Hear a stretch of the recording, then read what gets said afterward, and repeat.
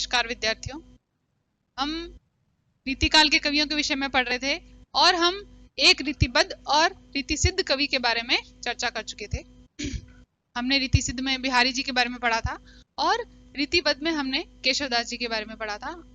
केशवदास जी और चिंतामणि के विषय में एक विवाद की जानकारी मैंने आपको दी थी कि जितने भी आलोचक हैं उनमें रीतिकाल के प्रवर्तक कवि को लेकर के विवाद है, मतभेद है, और वो मतभेद दो कवियों के मध्य है। पहले कवि का नाम है केशवदास, जिनके बारे में हम पढ़ चुके हैं, और दूसरे कवि का नाम है चिंतामणि, जिनके बारे में आज हम पढ़ने वाले हैं। क्या विवाद है उसकी भी जानकारी आपको दे देती हूँ। वैसे लगभग सभी आलोचक जो हैं वो केशवदास जी को रीतिकाल का प्रवर्तक आचार्य मानते हैं, परंतु यहाँ रामचंद्र शुक्ल का जो मत है वह भी कम नहीं आंका जा सकता। उनका ये कहना है कि यदि हम जन्म काल के हिसाब से या रचना काल के हिसाब से देखें तो केशवदास जी रीतिकाल के आचार्य प्रवर्तक ठहरते हैं। हालांकि प्रथम रीति ग्रंथ इनके द्वारा रचित नहीं है। प्रथम रीति ग्रंथ हम कृपाराम जी की हितरंगिणी को मानते हैं।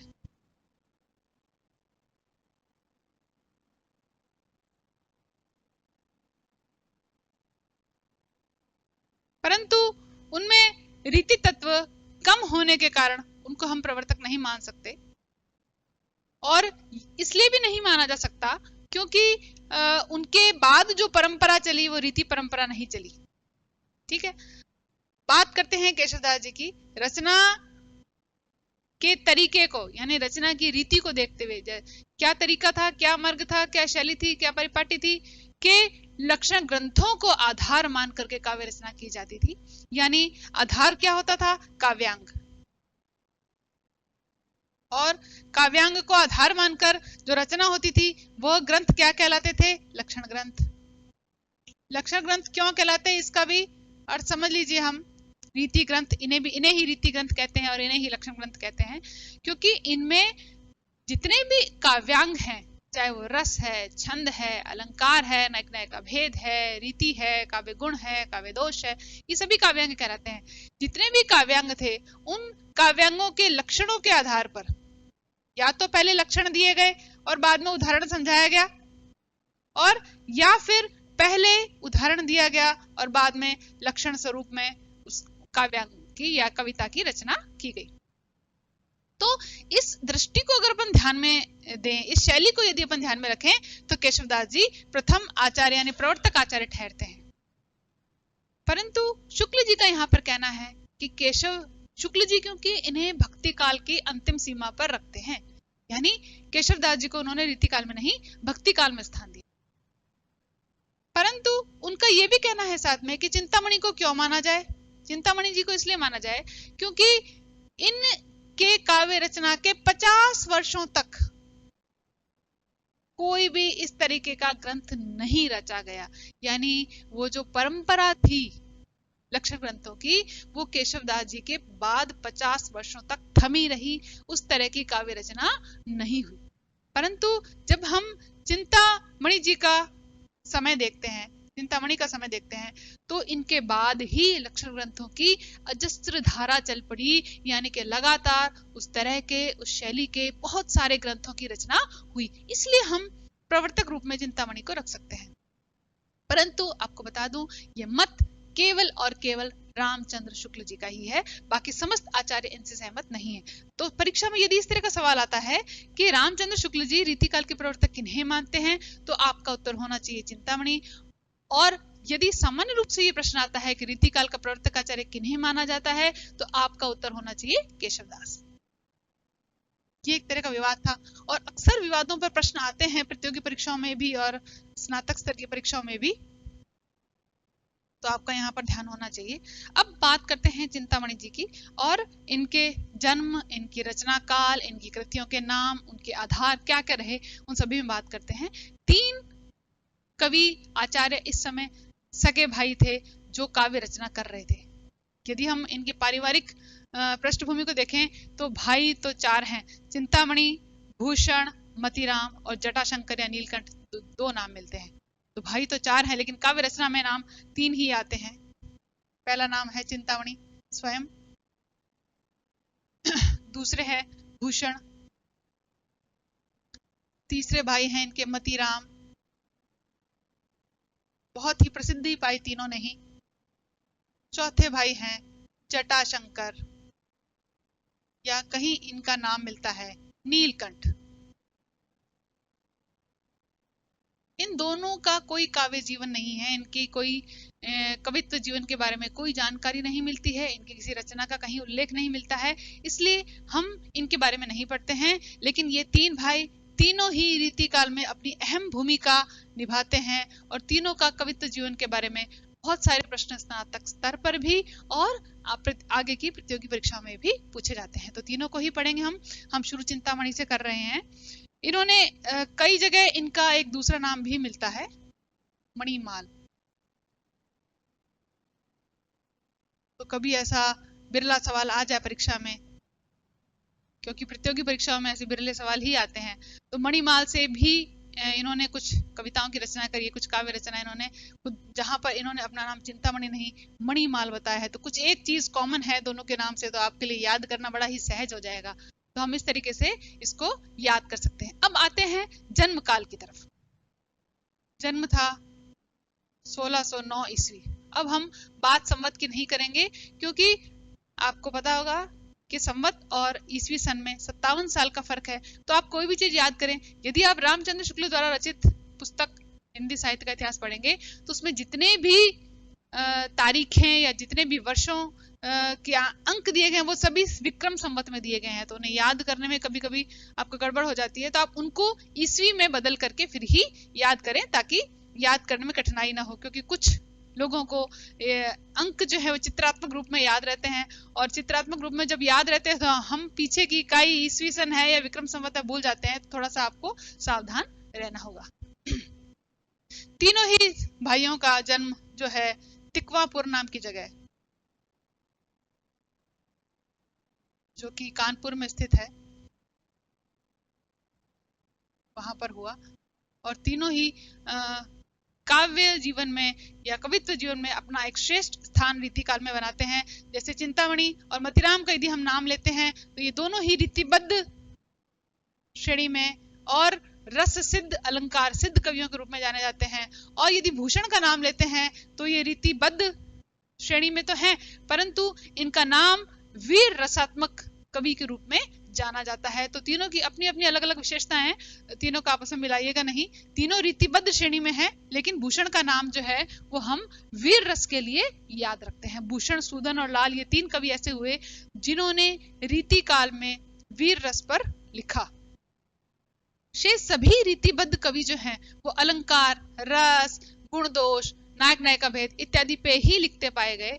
और अलंकारों में भी उन्होंने मुख्य अलंकार के रूप में जो है कुछ ही अलंकारों को, जैसे यमक, श्लेष, अनुप्रास इत्यादि अलंकारों को ही अपनाया। और रसों में सिर्फ एक ही ऐसा रस था जिसको उन्होंने प्रमुखता दी, और वो था श्रृंगार रस। क्योंकि मैंने आपको पहले ही बताया था कि दरबारी संस्कृति थी, दरबार में रहकर, राजाश्रय में रहकर जो राजा को अच्छा लगे उस तरह की कवि रचना करनी थी। तो ऐसे क्षेत्र में हम बिहारी को भी अछूता नहीं पाते, उन्होंने भी श्रृंगार रस पे बहुत अत्युक्तिपूर्ण लिखा है। तो यदि कवि को अपनी जीविका चलानी थी तो उसको इस रस पे लिखना था। लेकिन भूषण, सूदन और लाल की बात अलग है। जब भूषण ने लिखा है तो शिवाजी और छत्रसाल के जैसे नायकों को आधार बनाकर अपना सारा का सारा काव्य लिखा है, तो उसमें वीर रस आ जाता है। ये भी श्रृंगारिक कवि थे। इन्होंने कई तरह की रचनाएं रची, कुछ रस आधारित, कुछ नायक नायिका भेद आधारित, और कुछ छंद आधारित। जो मुख्य मुख्य है उनके बारे में चर्चा करते हैं, क्योंकि कभी टिप्पणी लिखने को आए तो आप इस पर विशेषतः लिख सकें। सबसे पहली बात करते हम इनके रस विलास। बहुत पूछा जाता है इसके बारे में। नाम से ही पता चलता है कि ये ग्रंथ जो है रस पर लिखा गया, यानी इसका आधार जो है रस, रस के अवयव इत्यादि इत्यादि उन पर लिखा गया है। उसकी पहचान, उसके लक्षण और उससे संबंधित काव्य रचना, उदाहरणों को देते हुए काव्य रचना की गई है। अब आधार ग्रंथ, मैंने केशव को पढ़ाते समय भी आपको बहुत बताया था कि केशव किन के आधार पर, किन अपने पूर्ववर्ती किन आचार्यों की लेखनी के आधार पर अपने लक्षण ग्रंथों की रचना करते हैं, ये बहुत बार परीक्षा में पूछा जाता है। और चिंतामणि का क्षेत्र उनसे अलग है, जैसे उनका भामह, उद्भट, दंडी इत्यादि पर, या केशव मिश्र के आधार पर उन्होंने अपनी काव्य रचना की थी। इनका आधार जो है वह अलग है। पहला है भानुदत्त। भानुदत्त की रसमंजरी जो है वो इनका प्रमुख आधार था इनके काव्य ग्रंथों का। और भानुदत्त की रसमंजरी के आधार पर इन्होंने अपने रसों का वर्णन जो है, रसों के उदाहरण दिए, उसमें आधार इन्होंने भानुदत्त की रसमंजरी को बनाया। दूसरी बात करते हैं, दूसरे ग्रंथ की बात करते हैं, रसमंजरी। दूसरा जो था वह धनंजय का दश रूपक। बहुत प्रसिद्ध कवि और बहुत प्रसिद्ध ही उनकी रचना है। बहुत से रीति ग्रंथकारों ने इसको अपना आधार बनाया है, दश रूपक। तीसरा जो नाम है विश्वनाथ जी का, 14वीं शताब्दी के आचार्य हैं और साहित्य दर्पण नाम की इनकी कृति है। तो यदि चिंतामणि और केशव में यदि तुलनात्मक प्रश्न आता है तो आप दोनों के आधार ग्रंथों को अलग अलग वर्णन करके इस तरह की बात बता सकते हैं कि दोनों ने अपने पूर्ववर्ती आचार्यों के ग्रंथों को आधार बना कर लिखा, लेकिन उनके आधार अलग थे केशव के, और चिंतामणि के आधार अलग थे। अलग अलग कृतियों में इन्होंने अलग अलग पूर्ववर्ती आचार्यों के ग्रंथों को आधार बनाया। दूसरी बात करते हैं, श्रृंगार मंजरी इनकी कृति बहुत प्रसिद्ध रही।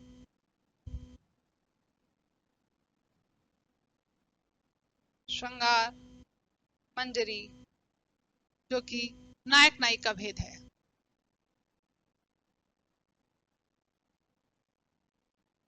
नायक नायिका भेद पर लिखी गई कृति है। कई बार पूछा जाता है निम्न में से कौन सी कृति रस का वर्णन करते हुए, निम्न में से कौन सी कृति अलंकार ग्रंथ है, निम्न में से कौन सी कृति नायक नायिका भेद पर लिखी गई है। तो ये भी आपको पता होना चाहिए। इससे पहले हमने जो पढ़ी रस विलास, उसका रस, उसमें रस का वर्णन था, और श्रृंगार मंजरी पढ़ते हैं, इसमें नायक नायिका भेद का वर्णन है। और भी इसके बारे में, चूंकि हमें पता है कि ब्रज भाषा रीतिकाल की मुख्य भाषा थी, तो हमें इस बारे में बहुत ज्यादा आपको ध्यान देने की जरूरत नहीं पड़ेगी, क्योंकि अधिकतर लक्षण ग्रंथ जो हैं वह ब्रज भाषा में ही लिखे गए हैं। इसके बारे में एक सवाल और बनता है। आंध्र के अकबर शाह नाम के कवि थे।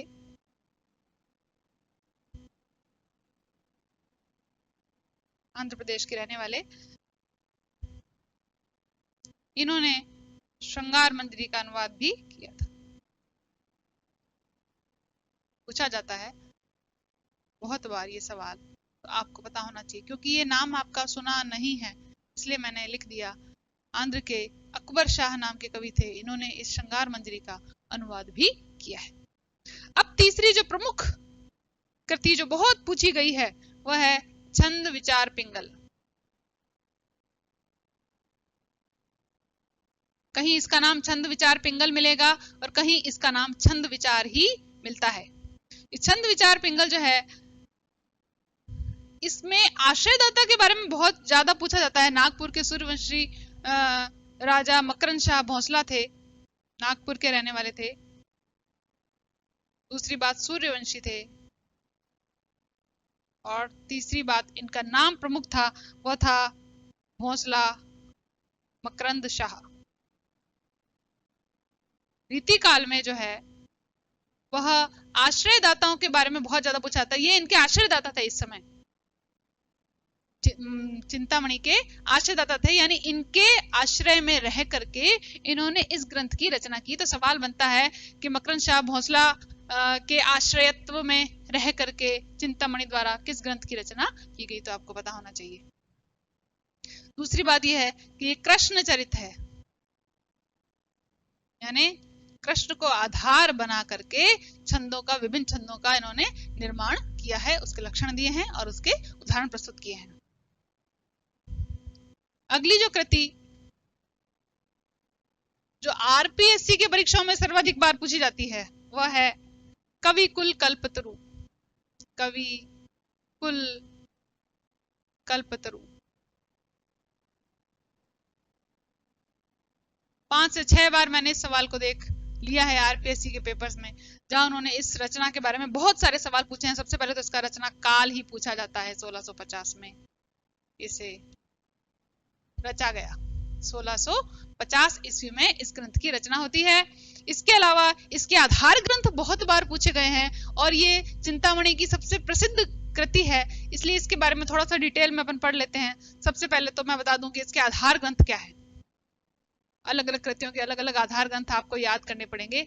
आधार ग्रंथ कह सकते हैं इन्हें, इनका दूसरा नाम उपजीव्य ग्रंथ भी आता है, यानी किस कृति को आधार बनाकर एक नवीन कवि एक नवीन रचना करता है, नवीन काव्य रचना करता है, नवीन ग्रंथ की रचना करता है, उसे हम आधार ग्रंथ कहते हैं। क्योंकि मम्मट इनके पूर्ववर्ती हैं, इसलिए हम सबसे पहला नाम मम्मट का लेते हैं। और मम्मट की रचना का नाम आपको पता ही है, काव्य प्रकाश। मम्मट और दंडी की रचना के नाम तो आपको कभी भूलना ही नहीं है। सबसे ज्यादा इंटरव्यू में भी ये दो नाम पूछे जाते हैं, तो आपको इनका नाम तो याद होना ही चाहिए। पहला है मम्मट, दूसरा वही धनंजय मैंने आपको बताया, और इसकी कृति दश रूपक आपको पहले भी बताई। तीसरा नाम जो है वह अकबर शाह का ही आता है। कृति का नाम श्रृंगार मंजरी ही उन्होंने रखा था। चौथा नाम भानुदत्त का आता है। आप देख लीजिए भानुदत्त की रस मंजरी। सर्वाधिक बार रस आधारित अगर कोई ग्रंथ है तो उसमें आधार जो है, आधार ग्रंथ के रूप में भानुदत्त की रस मंजरी को ही रखा गया है। रीति काल में जितने भी रस आधारित लक्षण ग्रंथ लिखे हैं वो सभी लगभग भानुदत्त की रस मंजरी को आधार बना करके ही लिखे गए हैं। इसके अलावा काव्यांग का इसके अंदर क्या क्या है वो भी समझ लीजिए आप। ये तो हो गए इनके आधार ग्रंथ। अब इनके अंदर इसका मुख्य वर्ण विषय क्या है, किस पर लिखी गई है, तो वो भी देख ली। इसमें सभी 10 काव्यांग है, यानी हम कह सकते हैं काव्य दशांगों का वर्णन इस काव्यांग इसके अंदर लिखे गए। अब इसके साथ इसके अलावा ये भी बता दूं आपको चिंतामणि के बारे में एक और बात खास कि किस किस के राज्याश्रय में रहे। ये हो गई कविकुल कल्पतरु के बारे में, 1650 ईस्वी में रची गई। इसमें 10 काव्यांगों का वर्णन है। इसमें ये 4 कवि की कृतियों को आधार बनाया गया है। आगे चलते हैं, किस किस राजा के आश्रयत्व में रहे। एक हम पता कर चुके हैं, मकरंद शाह भोंसला, एक नाम मैं आपको दे चुकी हूं। उसके अलावा हम और आश्रयदाताओं के नाम भी पूछ लेते हैं कभी परीक्षाओं में, तो उनको भी जान लेते हैं। इनके आश्रयदाता कौन थे, यानी किन किन के आश्रय में रहकर इन्होंने लक्षण ग्रंथों का या काव्य का निर्माण किया। वो थे बाबू रुद्र शाह सोलंकी, बाबू रुद्र शाह सोलंकी। दूसरा नाम था शाहजहां, मुगल सम्राट शाहजहां। फिर है एक और नाम जो बहुत कम सुनने में आता है, ज़ैन-दी अहमद। और एक नाम मैं आपको बता चुकी हूँ, मकरंद शाह भोंसला। इन 4 राजाओं के आश्रय में ये रहे। और भी कवियों के बारे में हम पढ़ेंगे, भूषण के बारे में पढ़ेंगे, और भूषण और मतीराम के बारे में एक विशेष वीडियो अलग से आपको दिया जाएगा। और फिर देव के बारे में पढ़ेंगे कि उनको किन किन ने आश्रय दिया, उनके कौन कौन सी कृतियां हैं, और उनके आधार ग्रंथ क्या है, उनका वर्ण विषय क्या है। जिन रीति आचार्यों के बारे में विशेष रूप से पूछा जाता है, हम उन्हीं की चर्चा यहाँ पर करेंगे। और रीतिबद्ध रीति सिद्ध में खाली एक हम बिहारी के ही विषय में पढ़ेंगे, क्योंकि सर्वाधिक सवाल उन्हीं पर पूछे गए हैं। मुक्त में हम गणानंद के बारे में विशेषता पढ़ेंगे, क्योंकि बहुत सारे सवाल उन पर पूछे गए हैं। और रीतिबद्ध में कई सारे कवि हैं, जैसे केशव, चिंतामणि, भूषण, देव, कुलपति मिश्र, मतीराम इत्यादि। इन सभी के बारे में हम थोड़ा थोड़ा टिप्पणी परक जानकारी रखेंगे, ताकि यदि एक बड़ा सवाल भी आता है तो हमें उसको बनाने में दुविधा ना हो। बहुत बहुत धन्यवाद। आज का वीडियो यहीं तक, शेष अगले वीडियो।